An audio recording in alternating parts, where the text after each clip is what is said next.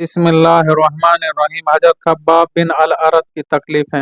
हजरत Khabbab बिन अल अरत रदियल्लाहु अन्हु भी उन्हीं मुबारक हस्तियों में हैं जिन्होंने इम्तिहान के लिए अपने आप को पेश किया था और अल्लाह के रास्ते में सख्त से सख्त तकलीफें बर्दाश्त की। शुरू ही में 5-6 आदमियों के बाद मुसलमान हो गए थे, इसलिए बहुत जमाने तक तकलीफें उठाई। लोहे की चिरह पहनाकर इनको धूप में डाल दिया जाता, जिससे गर्मी और तपिश की वजह से पसीने पर पसीना बहते रहते थे। अक्सर औकात बिल्कुल सीधा गर्म रेत पर लिटा दिया जाता, जिसकी वजह से कमर का गोश्त तक गलकर गिर गया।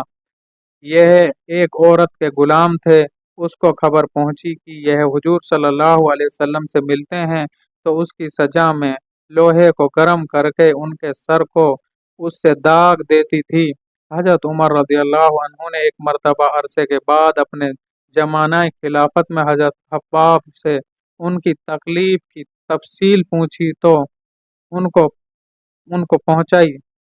उन्होंने अर्ज किया, मेरी कमर देखें। हजरत उमर रदियल्लाहु अन्हु ने कमर देखकर फरमाया कि ऐसी कमर किसी की देखी ही नहीं। उन्होंने अर्ज किया कि मुझे आग के अंगारों पर डालकर घसीटा गया, मेरी कमर की चर्बी और खून से वह आग बुझी।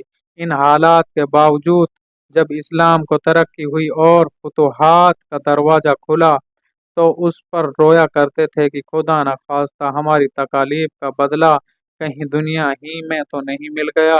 खब्बाब रदियल्लाहु अन्हु कहते हैं कि एक मर्तबा हुजूर सल्लल्लाहु अलैहि वसल्लम ने खिलाफ आदत बहुत ही लंबी नमाज पढ़ी। सहाबा रदियल्लाहु अन्हु ने उसके मुताल्लिक अर्ज किया तो हुजूर सल्लल्लाहु अलैहि वसल्लम ने इरशाद फरमाया कि यह रगबत व डर की नमाज थी।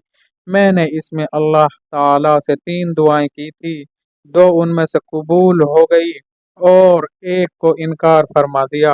मैंने दुआ की कि मेरी सारी उम्मत कहर से हलाक ना हो जाए, यह कबूल हो गई। दूसरी यह है कि उन पर कोई ऐसा दुश्मन मुसल्लत ना हो जो उनको बिल्कुल मिटा दे, यह भी कबूल हो गई।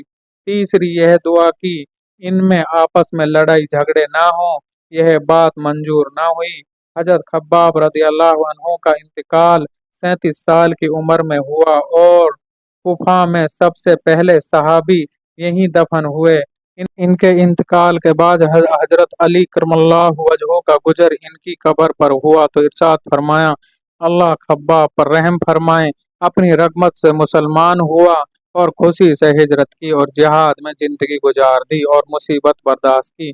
मुबारक है वह शख्स जो कयामत को याद रखे और हिसाब किताब की तैयारी करे और गुजारे के काबिल माल पर कनाआत करे और अपने मौला को राजी कर ले। हकीकत में मौला को राजी कर लेना उन्हीं लोगों का हिस्सा था कि इनकी जिंदगी का हर काम मौला ही को रजा के वास्ते था।